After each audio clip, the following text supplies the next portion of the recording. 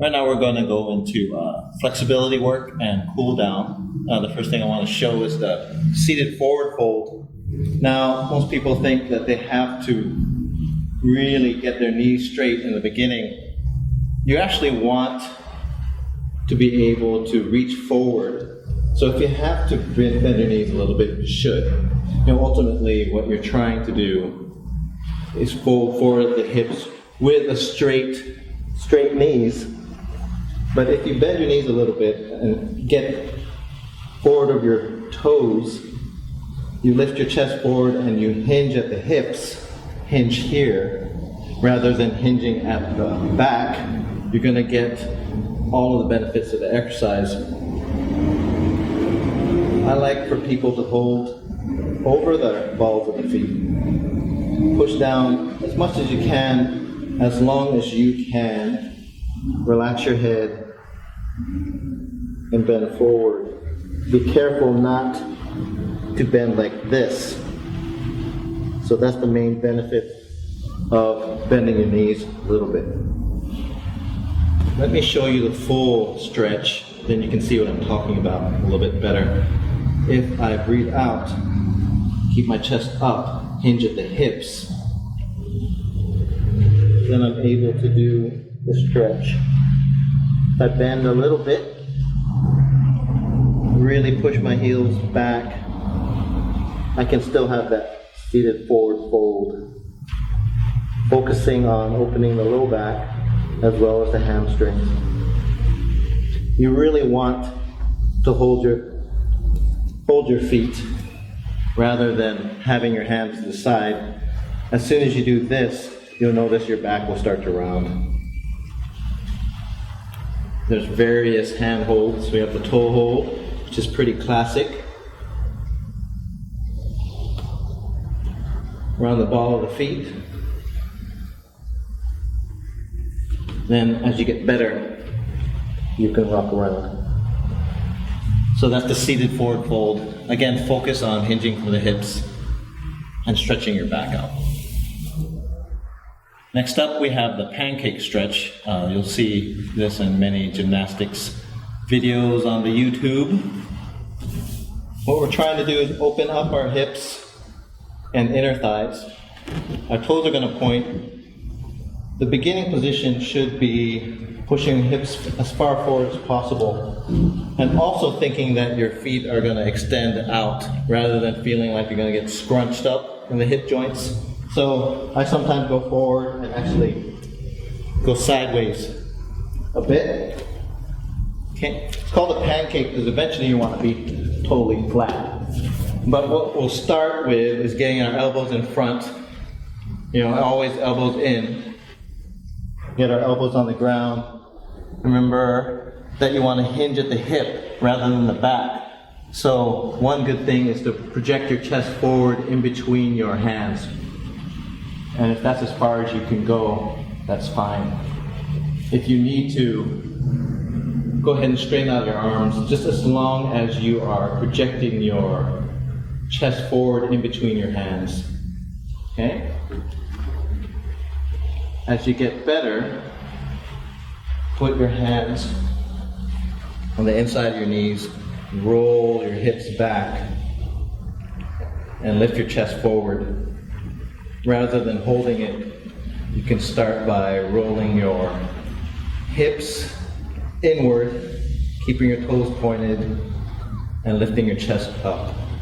This is actually a nice warm-up to do. Okay? After that, you're going to take your hands and reach to the side. So let's say I start with my elbow and then work towards putting my hands on my ankles. Okay? And then eventually going past there and lifting my chest up here. So here it's best to keep your arms straight. That way you can focus on really driving your chest up and forward. Okay? As you get better, you inch it forward. And again, also having your hands extending out as if you're going to open up your shoulders as well. Beware of this.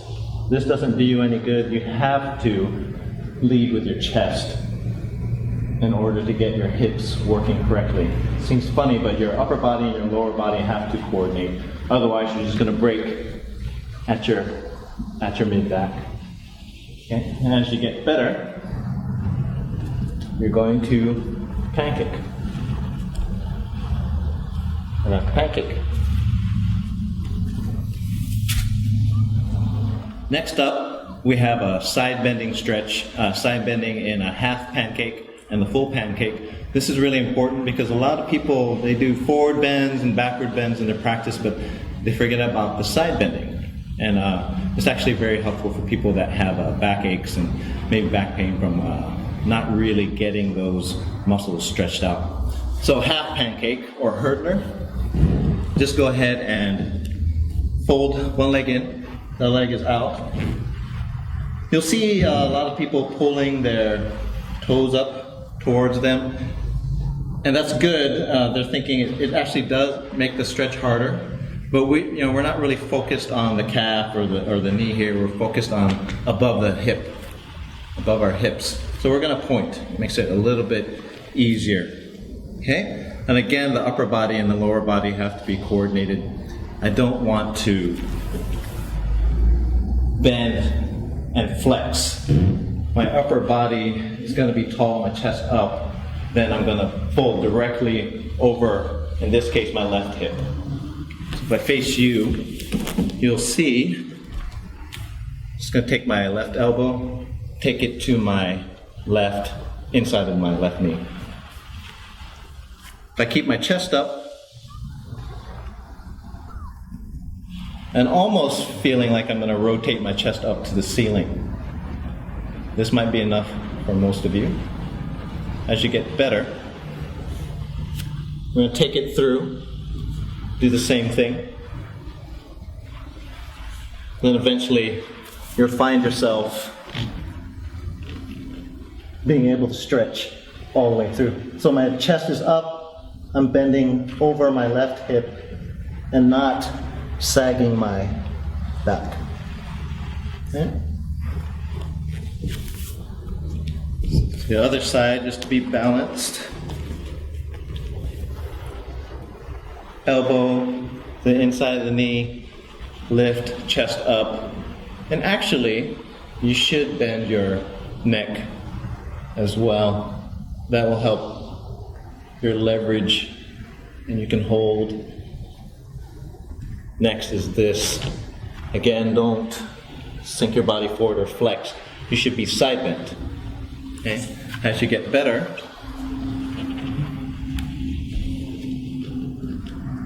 be able to fall all the way to the side. So there's a half pancake or the hurdler. As you get better, the benefit of the full pancake position is that it locks your hips even more strongly. You probably won't, if you're able to do this, you won't need to do the progression, the intermediate progressions. You'll just go ahead and try and take your right shoulder and bring it in towards your calf. Okay? I would do this first, and then work towards grabbing your toes. Notice how I'm looking up. That actually gets your spine in better alignment. As soon as I turn, in this case to the left, I'm actually encouraging my spine to bend rather than be tall and stretched.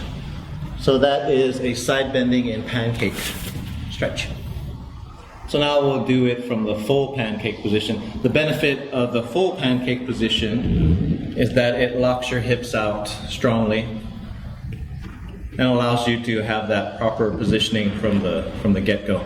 Now, rather than doing that same progression from the half pancake position, you should already, if you've been working on that, you should already be able to move to the side. What I'd like you to do, instead of reaching first, is think that you're going to take your, well, in this case, the right shoulder, you're going to go past the knee. And again, keep your body straight, your chest up, and actually turn and rotate Keep yourself in a better alignment. As soon as you look this way, you'll probably notice that your spine wants to bend and flex. If I rotate this way, it just gets you in a better position. After you work on this progression, reach out a bit, and then go ahead and reach for your toes, your foot. Now again, this is the most important part. Don't let yourself roll forward. You should have a counter rotation, the spine and your chest, to where your locked pelvis is. See from the other side. I begin by having my chest forward and my shoulder down by my knee. And then I rotate and look up, and you'll be able to feel that positioning and lock out correct upper body and lower body positioning. You know, that is what's going to give you the most effective stretch. As you hold a little bit, you'll be able to sink into it more. So that's the full side bending in pancake position. Next, we're going to move on to shoulder stretches, and this is what Ryan Hurst, Chief Executive Officer of Gold Medal Bodies, invented. Actually, this is a nice gymnastic exercise that we call a lounge chair because it looks like a lounge chair. It's going to be for your chest and the front of your shoulders. Now I'm going to go ahead and tell you what not to do first. You don't want to let your shoulders round forward. Okay? If you keep your hands as close together as possible, you probably won't be able to do this, but that's the sensation. And you're going to pull your shoulder blades together. Go from the side. And the reason I showed you what not to do first is because this can really put undue strain on your shoulders, not the muscles, but actually the cartilage and the capsule itself. So if you squeeze your shoulder blades together, lift your chest up, and then you can begin to inch your hips forward. You're in a much, much better position. Again, this is the worst thing right here for you. And for a lot of people, they'll be able to do it, but it's probably because they have their shoulders are too flexible in the first place, and that's why they have issues. They actually have to get stronger. So don't go ahead and don't start in that position, and you're going to be better off for it. So start your lounge chair by rolling your shoulders backwards, squeezing your shoulder blades together, kind of similar to the warm-up we did earlier. Then you can begin to inch forward. Okay? You'll probably also feel this through your elbows as well. If you do, go ahead and lift up a little bit more and shift your weight onto your hips rather than having your weight all through your hands. It's hard to demonstrate in the video, but if I just sit back on my hands, I'm going to put a lot of strain through my elbows. You might end up hyperextending your elbows. So if I lift up, shift my weight onto my hips, you'll feel a lot better. And then you'll be able to stretch forward, stretch your hips forward, stretch your shoulders, chest, and biceps. So this is the lounge chair exercise. We have another shoulder stretch here, and we're calling it the shoulder L stretch, and you'll see once I get into the position, what we're looking for is really opening up the back of our shoulder. Okay? And we're going to do that by making sure our chest and our both my shoulders are square on the ground. A lot of people do this exercise incorrectly. Let me show you the correct way, the incorrect way, and what not to do to get the most effective part of this exercise. Okay, I am able to keep my other shoulder square or level with my the shoulder I want to stretch out. Okay? I pull my elbow across,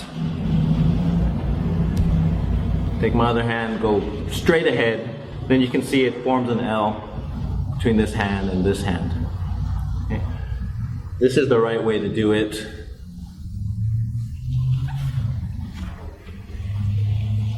This is the wrong way to do it if you're not flexible enough. They take their hand and they go as far as they can, which is good, but if you can't square your chest and your shoulders this way, you're really not doing anything.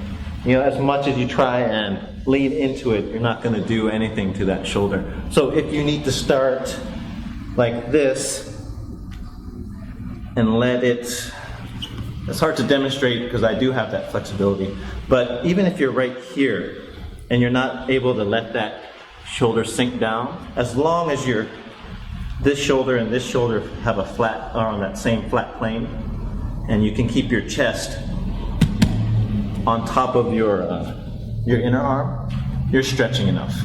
You're stretching enough. So again, if they go through here and you're trying to really reach through here, but you notice that my shoulder girdle is angled, you know, instead of this horizontal plane to the floor, it's angled like this, you're not really doing anything. Let me show you the right way again. Notice how my elbow is in the same position, my chest is in the same position, and I just sink down. Okay? I'm going to really reach forward to create that upper part of the L. And we just sit on it. Okay? This is very important for people with tight shoulders and impingement issues. You know, people will reach up and they start, you know, losing range of motion. It's because they don't have this flexibility of their shoulders. So we look on the other side, same thing. I should be able to keep my elbow in the same place and just sink down into it. If you can't, that's fine. Keep your elbow in the same place and work towards it. Okay. Let me show you the full one. All I'm doing, I don't have to move at all. I just have to let it sink down. And that's the proper posterior shoulder stretch, the L stretch, we're calling it. So now we have the butterfly stretch. Should be pretty familiar to all of you, but here are some details that might help you out a little bit.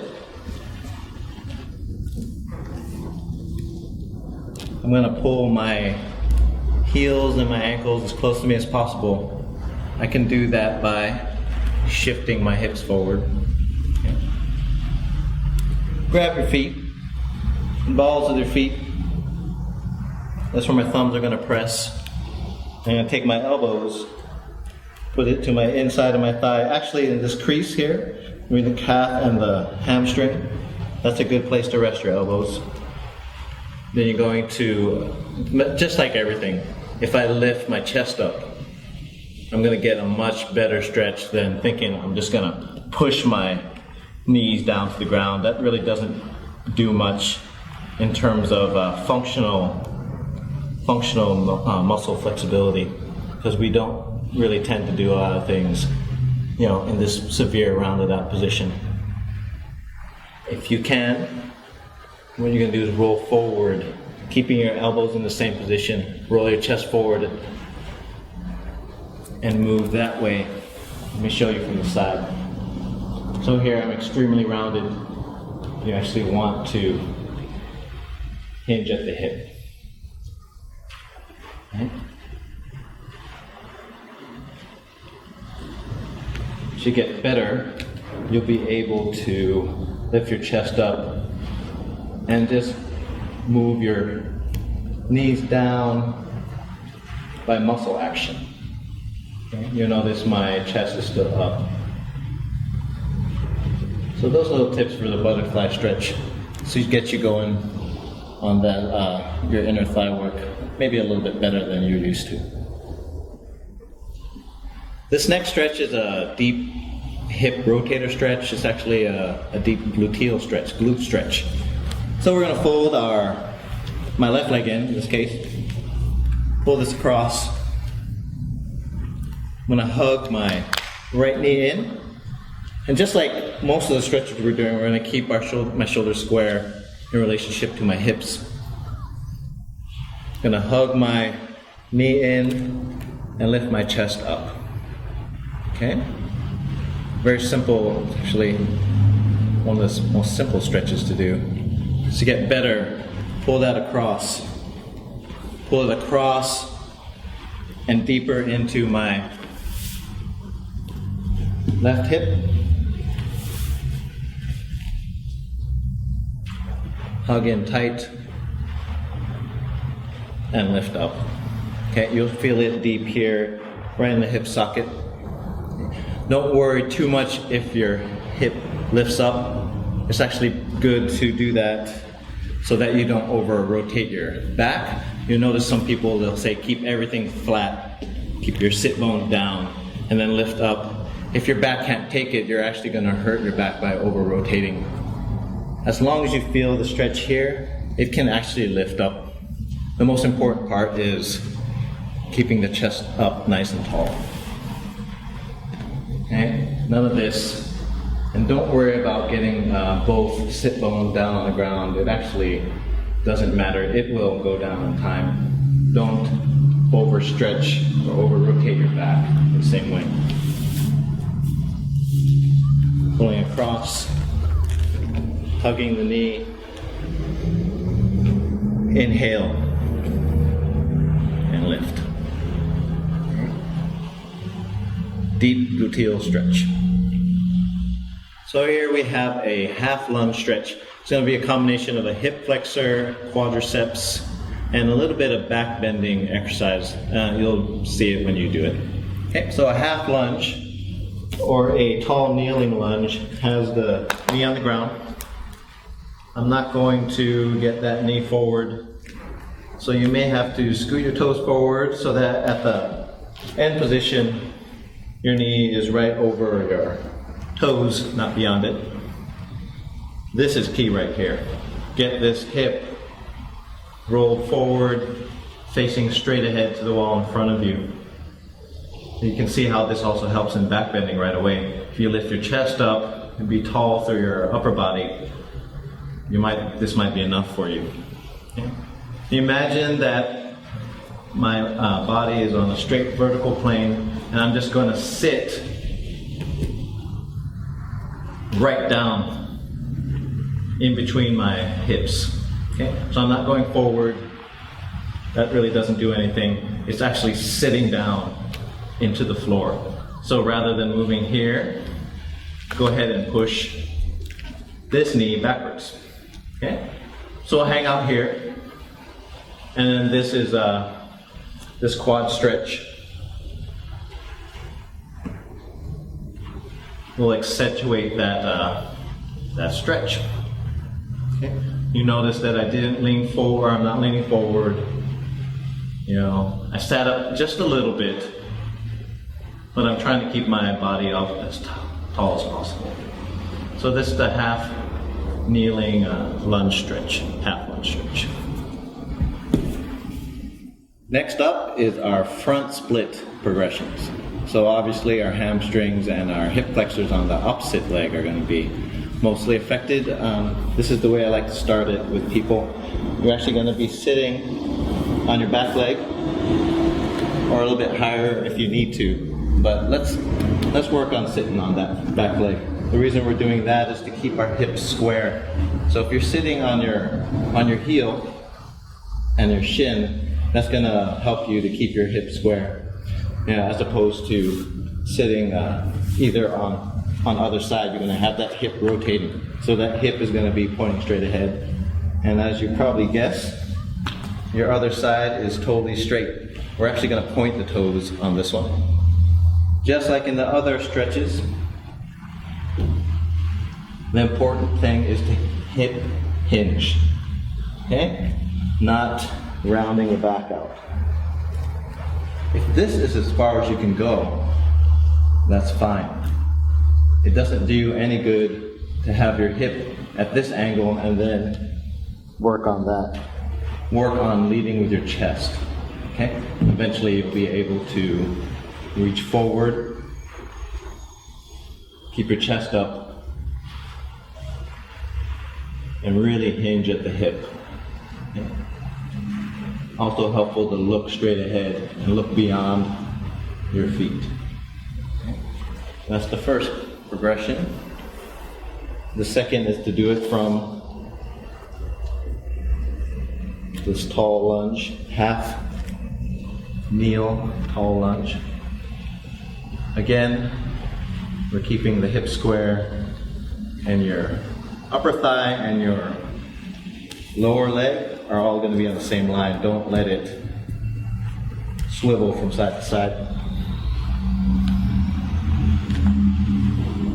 Sit back and slide your heel forward. Keep your hands on either side.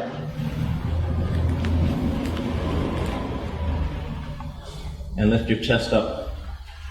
We're actually going to start bent forward as much as you can, and then we're going to move